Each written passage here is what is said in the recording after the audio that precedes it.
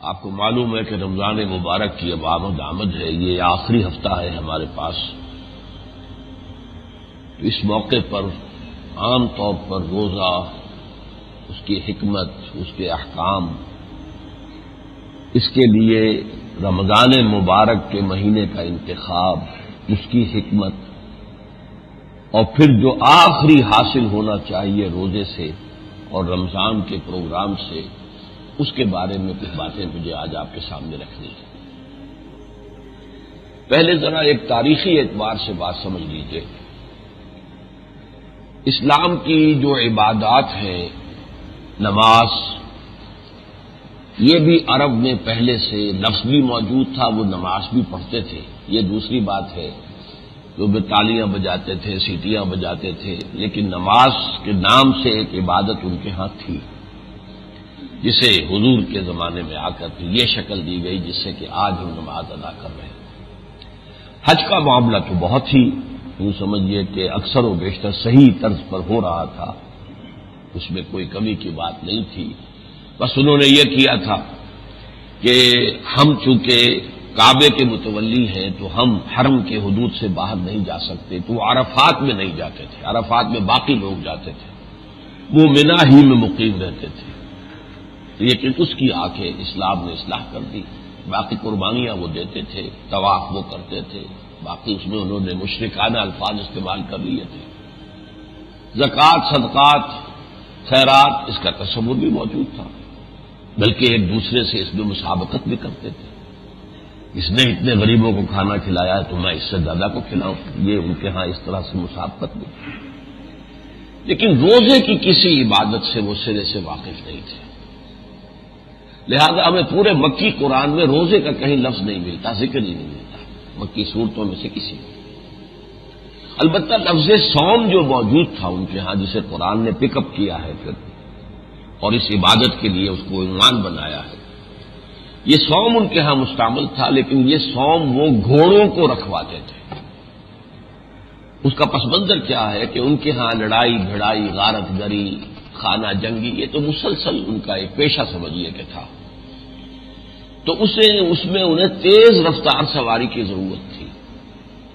کہیں پر حملہ کیا اور فوراً جیسے چھاپا مار دستہ ہوتا، باپ پیچھے بعد میں دوڑے، اب دوڑنے کے لیے تیز رفتار سواری چاہیے۔ ان کی عام سواری جو ہے اونٹ، وہ تو ان کے ماحول کے ساتھ مطابقت رکھتا تھا کہ ایک ایک ہفتے پانی پینے کو نہ ملے تب بھی اسے کوئی فکر نہیں، باب سموم چل رہی ہو تو بھی اسے کوئی فرق نہیں پڑتا، کھانے کو نہ ملے تو اس سے بھی اسے کوئی فرق نہیں پڑتا۔ لیکن تیز دوڑنے کے لیے انہیں گھوڑا چاہیے تھا۔ گھوڑا ایک نازک جانور ہے، اس کے اندر ایک تمکنت ہے، نزاکت ہے، تو اسے ان سختیوں کو پابند کرنے کے لیے، اس عادی بنانے کے لیے روزہ رکھا تھا، کھانا پینا بند، دانا پانی بند، اور پھر یہ بھی کرتے تھے کہ جب باد سموم چلتی تھی، گرم ہوا، تو عرب بدو جو ہے وہ اپنا چہرہ کو لپیٹ لیتے تھے کپڑے کے اندر، رومال کے اندر، غترا جسے وہ کہتے ہیں، لیکن گھوڑے کا منہ سیدھا رکھتے تھے جدھر سے کہ لو آ رہی ہے، جو آگ جیسی ہوا آ رہی ہے، تاکہ اس میں اس آگ کو برداشت کرنے کا مادہ پیدا ہو جائے۔ یہ لفظ صوم تھا۔ تو صوم کو وہ استعمال کرتے تھے گھوڑوں کے لیے، انسانوں کا کوئی روزہ رکھنا ان کے ہاں نہیں تھا۔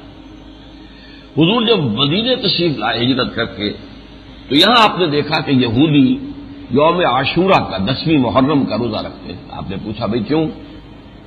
انہوں نے کہا کہ ہمارے نبی حضرت موسیٰ علیہ السلام اور ان کے ساتھیوں کو نجات ہوئی تھی آل فرعون سے 10ویں محرم کو، فرعون اور اس کا لاؤ لشکر غرق کیا گیا اور ہمیں پار کر کے اور ہمیں آزاد کر دیا گیا، تو ہم اس دن کے شکرانے کے طور پر روزہ رکھتے ہیں۔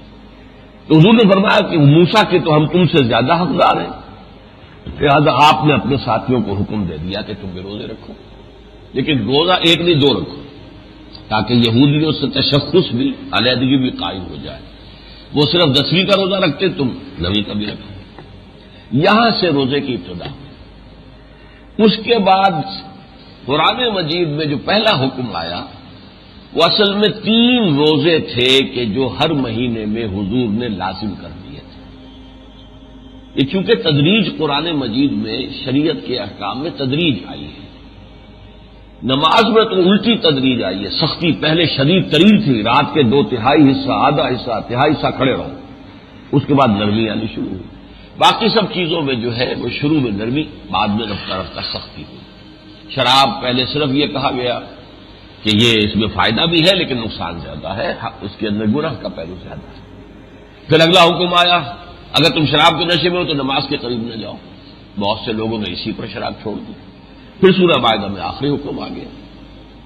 تو روزے سے چونکہ یہ لوگ واقف نہیں تھے، اس کے عادی نہیں تھے، اگر 1 مہینے کے روزے فوراً رکھوا دیے جاتے تو ان کے لیے بہت مشقت کا بات ہو جاتی۔ ہو سکتا ہے وہ پہلا مہینہ جو ہے مئی کا ہی آ جائے، جون کا ہی آ جائے، تو وہ تو آسان کام نہیں ہے پھر روزے رکھنا 1 مہینے کے۔ لہذا پہلے عادی بنانے کے لیے 3 دن ہر مہینے میں 13ویں، 14ویں، 15ویں تاریخ یہ جو ہے چاند کی، کیونکہ یہ 13ویں، 14ویں، 15ویں کی راتیں جو ہے روشن ہوتی ہیں تو انہیں ایام 20 کہتے ہیں، روشن راتوں والی دن۔ تو یہ 3 دن کے روزے رکھوائے۔ پہلا حکم قرآن میں اس کے بارے میں آیا ہے جس کے بارے میں فرمایا یا ایھا الذین آمنوا کتب علیکم الصیام کما کتب علی الذین من قبلکم لعلکم تتقون۔ ابھی میں صرف اس آیت تک اپنی بات رکھوں گا، رمضان کا ذکر ابھی نہیں کر رہا، اس لیے کہ میرے نزدیک یہ حکم جو ہے وہ ان 3 روزوں کے بارے میں تھا کہ جو حضور نے فرمایا اور آپ کے حکم کے تحت صحابہ نے رکھے، اور اس میں 2 رعایتیں دی گئی۔ اگر کوئی سفر پر ہے یا بیمار ہے تو اور دنوں میں تعداد پوری کر لے، اور اگر اس کے باوجود کہ نہ وہ سفر میں نہ بیمار ہے پھر بھی نہ روزہ رکھے تو 1 مسکین کو کھانا کھلا دے۔ یہ بھی رعایت ہے، تدریجاً آدمی بنانا تھا نا، تو رعایت کر کے ڈھیل کے ساتھ بات آگے بڑھائی۔ تو یہ جو فرمایا یا ایھا الذین آمنوا ہے وہ لوگ جو ایمان لائے ہو، کتب علیکم الصیام تم پر روزہ رکھنا فرض کیا گیا، کما کتب علی الذین من قبلکم جیسے کہ تم سے پہلی امتوں پر جو تم سے پہلے تھے فرض کیا گیا۔ یہود کے ہاں بھی روزے تھے اور عیسائیوں کے ہاں بھی تھے۔ تو اس کا مقصد کیا ہے؟ لعلکم تتقون، تاکہ تمہارے اندر تقویٰ پیدا ہو جائے۔ اب اس کے لفظی معنی سمجھ لیجیے، تقویٰ کے معنی کیا ہے؟ اللہ کے احکام کو توڑنے سے بچنا، یہ بچنا لفظ کے لفظی معنی ہے بچنا۔ دنیا میں اللہ کے احکام کو توڑنے سے بچو گے تو آخرت میں اللہ کے عذاب سے اور جہنم سے بچ جاؤ گے۔ یہ دونوں جگہ کا بچنا ہے، یہاں بچو حرام سے، غلط کام سے، برے کاموں سے، اور وہاں بچ جاؤ گے جہنم سے۔ لیکن اس کے خلاف جو قوتیں ہیں ان میں سے مثلاً ایک قوت ہمارا اپنا نفس ہے۔ ہمارے جو نفسانی تقاضے ہیں وہ اندھے بہرے ہیں۔ بھوک لگی ہے تو جو بھی مل جائے کھانا ہے، حلال ہے یا حرام ہے۔ پیاس لگی ہے تو جو بھی مل جائے پینا ہے، جائز ہے یا ناجائز ہے۔ شہوت کا جذبہ اٹھا ہے تو اسے پورا کرنا ہے، حلال حرام، جائز ناجائز، جس راستے سے بھی ہو۔ تو چونکہ انسان جو ہے وہ نفس کا غلام ہوتا ہے عام طور پر، تو ظاہر بات ہے کہ اب اس نفس کو قابو میں رکھنے کے لیے ایک ایکسرسائز دی گئی۔ یہ ایکسرسائز کرنا جو ملٹری میں ہے، آپ کو معلوم ہے کہ فوج جو ہے ہمارے ہاں اتنا بڑا خرچہ، وہ جو ہے ہمارے جو بجٹ کا سب سے بڑا برڈن ہے، وہ جنگ کتنے دن ہوئی ہے آج تک، لیکن ایکسرسائزز ہر وقت رہتی ہیں تاکہ جنگ کے لیے چاق اور چوبند رہے، کیا پتہ کب جنگ ہو جائے۔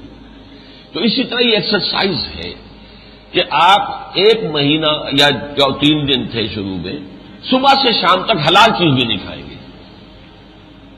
حالانکہ آپ کو بھوک لگ رہی ہے، کھانا موجود نہیں کھائیں گے، اللہ کا حکم نہیں، روزہ رکھا ہوا ہے۔ پیاس لگ رہی ہے، پانی موجود نہیں پئیں گے، اللہ کا حکم نہیں، اللہ کی اجازت نہیں ہے، روزہ رکھا ہوا ہے۔ آپ کو اندر جنسی جذبہ ابھرا ہے، بیوی موجود ہے یا قانونی جائز لوڈی موجود ہے، آپ کر سکتے ہیں لیکن نہیں، اجازت نہیں ہے۔ تو یہ مشق اگر آپ کریں گے تو آپ میں قوت پیدا ہو جائے گی، جس کو عام الفاظ میں ہم کہیں گے ضبط نفس۔ آپ اپنے نفس کو کنٹرول میں کر سکیں گے۔ اس نفس کا اور ہمارا معاملہ ایسا ہی ہے جیسے گھوڑا اور ایک پر سوار۔ گھوڑا طاقتور زیادہ ہے، سوار کمزور ہے تو وہ گھوڑا پٹک دے گا، یہاں مارے گا یا وہاں گرائے گا۔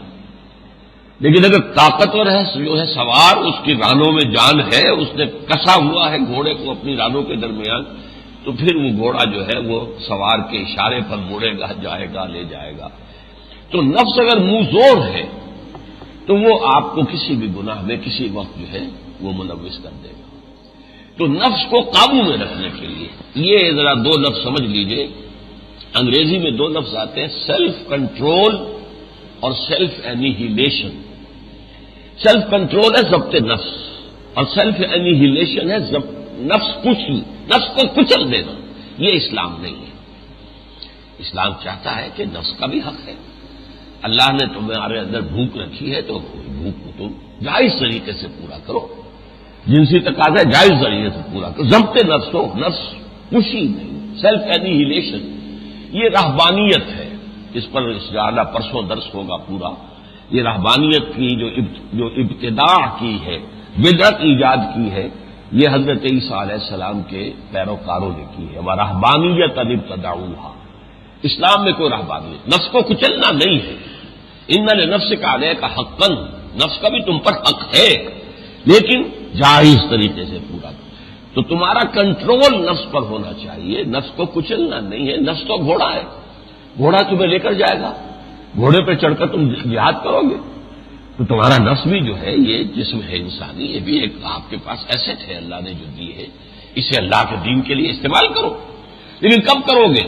جبکہ تمہارا اس کے اوپر کنٹرول۔ تو روزہ، مجرد روزہ جو ہے وہ ضبط نفس کے لیے ہے، جس کے لیے دینی اصطلاح ہے تقویٰ، بچنا، نفس کے حملوں سے بچنا۔ لہذا حضور نے فرمایا الصوم جنۃ، روزہ جو ہے وہ ڈھال ہے، جیسے ڈھال سے آپ وہ تلوار کا وار ہو رہا ہے اسے روکتے ہیں، وہ سامنے سے نیزہ لے کے آ رہا ہے آپ روک لیتے ہیں اس پر، اسی طرح نفس کے حملوں سے اپنے آپ کو محفوظ کرنے کے لیے یہ مشق ہے جو دی گئی ہے۔ پہلے مہینے میں 3 دن، اس میں ٹھنڈے دن بھی آ گئے، گرم دن بھی آ گئے، لیکن جب بات کچھ راسخ ہو گئی مزاجوں کے اندر تو پھر رمضان کے روزے کا حکم دیا گیا۔ اب میں ذرا ترجمہ کر دیتا ہوں کہ حضور نے جو یہ قرآن مجید میں جو پہلا حکم آیا ہے اس میں پھر کیا رعایتیں دی گئی۔ یا ایھا الذین آمنوا، آپ بھی اپنے کھول لیجئے، صفحہ 2 ہے یہ۔ کتب علیکم الصیام کما کتب علی الذین من قبلکم لعلکم تتقون ایاما معدودات، یہ گنتی کے چند دن ہیں۔ ہمارے جدید مفسرین اور جو اردو کے مترجمین ہیں انہوں نے اکثر و بیشتر بڑی ٹھوکر کھائی ہے، وہ ان 2 آیات کو بھی روزہ رمضان سے متعلق سمجھتے ہیں۔ میں اپنے نوجوانی کے دور سے میڈیکل کالج میں جب پڑھتا تھا، اس وقت سے میں درس قرآن دیتا تھا، تو میں سمجھتا تھا یہ بات غلط ہے، یہ آیتیں علیحدہ علیحدہ اتری ہیں۔ بعد میں مجھے اس کی توثیق ہو گئی کہ ہمارے سلف میں تفسیر کبیر میں میں نے دیکھا کہ وہ رائے موجود ہے جو میری رائے ہے، تو مجھے خوشی ہوئی کہ یہ رمضان کے روزے کا حکم نہیں ہے، بلکہ 3 روزے، ایام معدودات، گنتی کے چند دن۔ اب گنتی کے چند دن جو ہے وہ 30 دنوں کو تو گنتی کے چند دن نہیں کہہ سکتے، اور ویسے بھی معدودات کے وزن پر جمع قلت آتی ہے، 9 تک کے عدد پر اس کا اطلاق ہو سکتا ہے، اس 10 اور 10 سے زائد پر نہیں۔ تو یہ 3 دن کے روزے تھے۔ چنانچہ اگلے ہی رکوع میں جب حج کا ذکر آتا ہے، اگلے سے اگلے رکوع میں، تو اس میں مینا میں قیام کے بارے میں فرمایا ہے فَإِذَا قَضَيْتُم مَّنَاسِكَكُمْ فاذْكُرُوا اللَّهَ كَذِكْرِكُمْ آبَاءَكُمْ أَوْ أَشَدَّ ذِكْرًا أَيَّامًا مَّعْدُودَاتٍ فَمَن تَعَجَّلَ فِي يَوْمَيْنِ فَلَا إِثْمَ عَلَيْهِ وَمَن تَأَخَّرَ فَلَا إِثْمَ عَلَيْهِ۔ یوم نحر جو ہوتا ہے، اصل تو یوں سمجھیے کہ مناسک حج ادا ہو گئے، عرفہ بھی ہو گیا، مزدلفہ بھی ہو گیا، طواف بھی ہو گیا، اور اس کے بعد آپ نے حلق بھی کرا لیا، قربانی بھی ہو گئی، طواف زیارت بھی ہو گیا۔ اب اس کے بعد 3 دن یا 2 دن مینا میں اور قیام میں، ان کو بھی کہا گیا ایام معدودات، گنتی کے چند دن ہیں، وہ یہ 2 یا 3۔ فمن تعجل فی یومین فلا اثم علیہ، جو 2 دن ہی کر کے واپس آ جائے کوئی گناہ نہیں، یہ بھی رعایت مزید۔ ومن تاخر، جو مؤخر کر دے اور 3 دن پورے کرے تو اس میں بھی گناہ نہیں۔ تو یہ اصل میں ایام معدودات وہ 3 دن ہیں جن کے بارے میں میں نے آپ کو بتا دیا۔ فمن کان منکم مریضا او علی سفر فعدۃ من ایام اخر، تو جو کوئی بھی ان 3 دنوں میں تم میں سے بیمار ہو یا سفر پر ہو تو اسے وہ تعداد پوری کرنی چاہیے دوسرے دنوں میں۔ ومن تطوع خیرا فهو خیر له وعلی الذین یطیقونہ فدیۃ طعام مسکین۔ مزید ایک رعایت یہ رکھیے کہ چونکہ تم ابھی عادی نہیں ہو روزہ رکھنے کے، تو ٹھیک ہے اگر تم طبیعت آمادہ نہ ہو، حالانکہ نہ سفر پر ہو اور نہ بیمار ہو، تو بھی تم روزہ قضا کر سکتے ہو، ایک فدیہ، ایک مسکین کا کھانا کھلانا۔ یہ ایک اضافی رعایت دی گئی. بیمار ہو یا سفر پر ہو تو دوسرے دنوں میں تعداد پوری کرو، ورنہ یہ ہے کہ اگر نہیں تم نے رکھا تو پھر اس کی قضا کیا ہے؟ روزہ رکھنا قضا نہیں ہے بلکہ ایک مسکین کا کھانا کھلا دینا.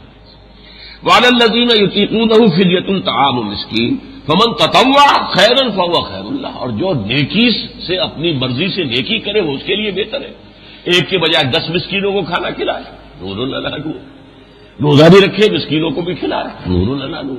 لیکن یہ کہ پہلے جو ہے اس کے اندر وَأَن تَصُومُوا خَيْرٌ لَكُمْ إِن كُنتُمْ تَعْلَمُونَ، لیکن اگر تم روزہ رکھو تو یہ تمہارے لیے بہتر ہے. تو گویا کہ اختیار ہے ابھی روزہ رکھو یا نہ رکھو. نہ رکھو گے تو ایک مسکین کا کھانا کھلا دو، اور رکھو اور پھر اس رکھنے میں تم سے کوئی بیماری کی وجہ سے یا سفر کی وجہ سے کوئی ایک قضا ہو جائے تو اس کی تعداد پوری کرو. اب اس کے بعد یعنی یوں سمجھیے کہ یہ عبادت جو ہے روزے کی یہ کسی بھی مہینے میں فرض ہو سکتی تھی. سارے شہید مہینے اللہ ہی کی ہے نا. ویسے حضور نے فرمایا ہے رمضان شہر اللہ و شعبان شہری، رمضان اللہ کا مہینہ ہے اور شعبان میرا مہینہ. شعبان میں آپ زیادہ کثیر ترین جو روزے رکھتے تھے جو نفلی، وہ شعبان میں رکھتے تھے. وہ یہاں سے تیاری ہو رہی ہے. جیسے آپ 4 فرض زور کے پڑھتے ہیں، 4 فرض پہلے 4 جو ہے سنتیں پڑھتے ہیں، تو یہ گویا کہ ایک تمہید ہو رہی ہے. ورنہ اصل نماز تو 4 فرض. تو فرض روزے جو آنے ہیں رمضان کے، اس سے پہلے شعبان میں حضور کثرت کے ساتھ کسی اور مہینے میں اتنے روزے نہیں رکھتے تھے جتنے شعبان میں. اب اگلی آیت آ گئی، شہر رمضان الذی انزل فیہ القرآن. رمضان کا مہینہ جو اب روزے کے لیے فرض کیا جا رہا ہے، پورا مہینہ، یہ وہ ہے کہ جس میں قرآن نازل کیا گیا. اور قرآن کی مدح کیا ہے؟ ھدی للناس وبینات من الھدی والفرقان، ہدایت ہے لوگوں کے لیے اور ہدایات کی بھی واضح تعلیمات ہے. کوئی جو ہے وہ سمجھیے کہ کوئی پہیلیاں نہیں پہنچوائی گئی ہیں، نہ ہی کوئی فلسفے اور منطق جو ہے بھگائی گئی ہے. سادہ زبان میں بینات من الھدی والفرقان، اور بھلے اور برے میں اور صحیح اور غلط میں فرق کر دینے والی شے ہے قرآن. یہ علیحدہ، یہ علیحدہ، دودھ کا دودھ پانی کا پانی. یہ 3 الفاظ تو یہاں اللہ نے خود استعمال کیے. شہر رمضان الذی انزل فیہ القرآن. اچھا اب اس کا مفہوم کیا ہے؟ ہمیں یہ معلوم ہے کہ حضور پر تو قرآن مجید 23 سال میں اترا ہے، تھوڑا تھوڑا تھوڑا تھوڑا. تو اب اس کے ترجمے 2 کیے گئے ہیں. ایک تو یہ کہ شہر رمضان میں وہ رات ہے جو 1000 سال سے بہتر ہے، افضل ہے، لیلۃ القدر. اس میں آغاز ہوا ہے قرآن کے نزول کا. یہ مطلب ہے انزل فیہ القرآن، نازل کیا گیا یعنی آغاز کیا گیا نزول کا. ایک مفہوم یہ ہے کہ پورا قرآن لوح محفوظ سے یا کتاب مکنون سے اتار دیا گیا سمائے دنیا تک، جو سب سے قریب ہمارا آسمان ہے. پھر یہاں سے جستا جستا جستا جستا حضور پر حضرت جبرائیل اللہ کے حکم کے مطابق نازل کرتے تھے.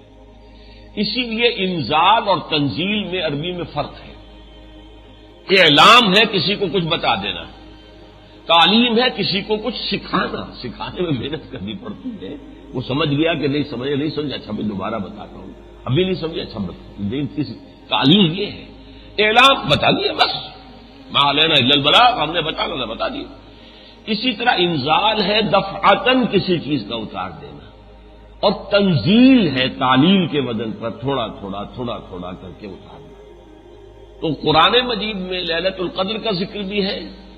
انا انزلناہ فی لیلۃ القدر، انزال سے ہے یہ لفظ. یہاں پر بھی شہر رمضان الذی انزل فیہ القرآن، یہ بھی انزال سے ہے. لیکن حضور پر نزل بہ امین، روح الامین حضرت جبرائیل نے نازل کیا ہے علی قلبے کا، نازل کیا اس قرآن کو ہے نبی آپ کے قلب مبارک پر. یہ تھوڑا تھوڑا کر کے نازل کیا، وہ تنزیل. اچھا یہ جو مدح ہے اللہ تعالیٰ نے قرآن مجید میں اپنے کلام کی مدح اور تعریف، اس کی عظمت کا بیان بہت سے اندازوں میں کیا ہے. اس پر میری بڑی مفصل تقاریر ہیں، کیسٹس ہیں. لیکن اس کتابچے میں ہم نے ایک حدیث، قرآن کی عظمت اور فضیلت پر ایک بڑی لمبی حدیث ہے، وہ دی گئی ہے صفحہ 4 اور 5 پر، اس کا ترجمہ بھی موجود ہے. یہ ہماری طرف سے ہدیہ سمجھیے. یہ جا کر آپ اپنے گھر میں ان چیزوں کو پڑھیں کہ قرآن مجید کی عظمت حضور نے کیا بیان کی ہے. فی الحال اسی پر اتفاق کرنی ہوگی کہ شہر رمضان الذی انزل فیہ القرآن ھدی للناس وبینات من الھدی والفرقان فمن شہد منکم الشہر فلیصم، جو کوئی بھی تم میں سے پائے اس مہینے کو اس پر لازم ہے کہ روزہ رکھے. اب اختیار نہیں رہا، یہ نہیں رہا کہ نہ رکھو تو ایک مسکین کو کھانا کھلا دو.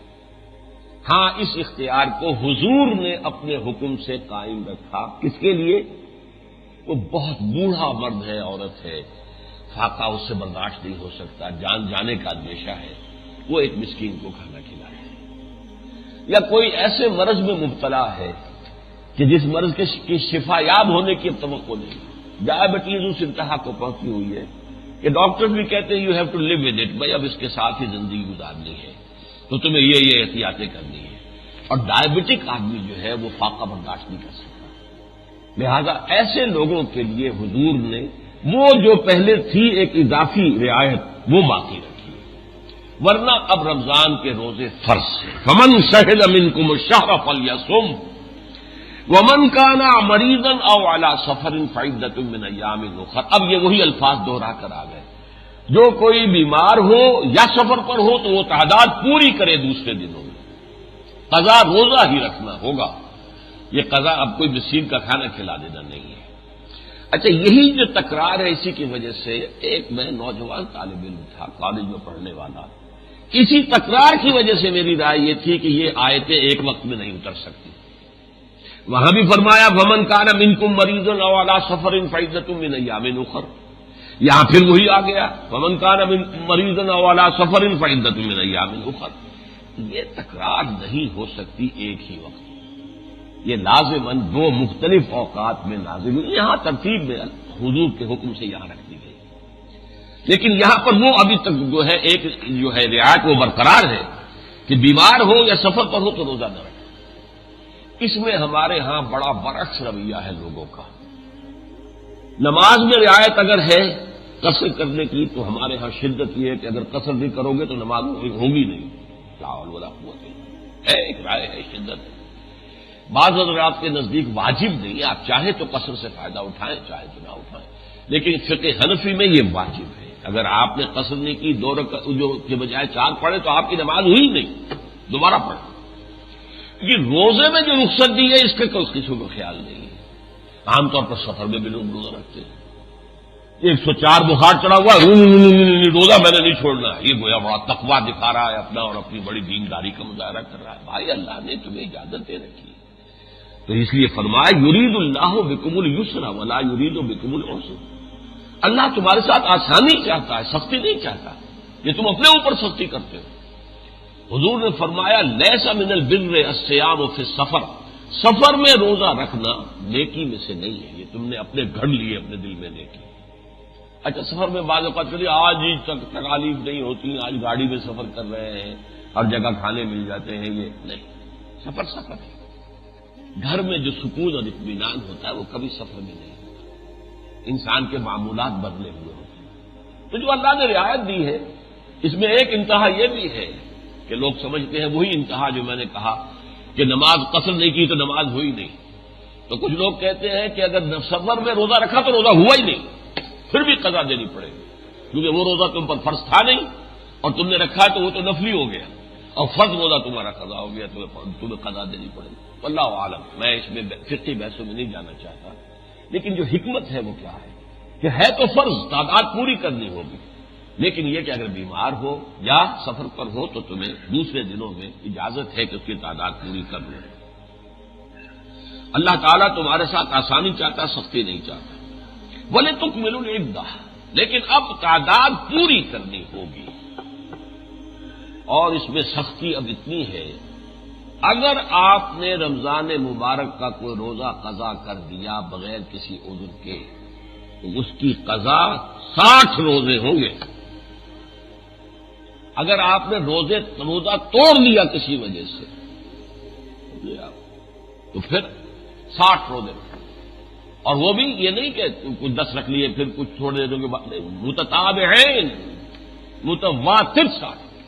تو اس روزے کی رمضان کے روزے کا معاملہ یہ ہے. ہاں اگر بیمار ہو سفر پر ہو تو اجازت ہے. وَلِتُكْمِلُوا الْعِدَّةَ وَلِتُكَبِّرُوا اللَّهَ عَلَىٰ مَا هَدَاكُمْ، اور تاکہ تم اللہ کی تکبیر کرو اس پر کہ جو اس نے ہدایت تمہیں دی ہے۔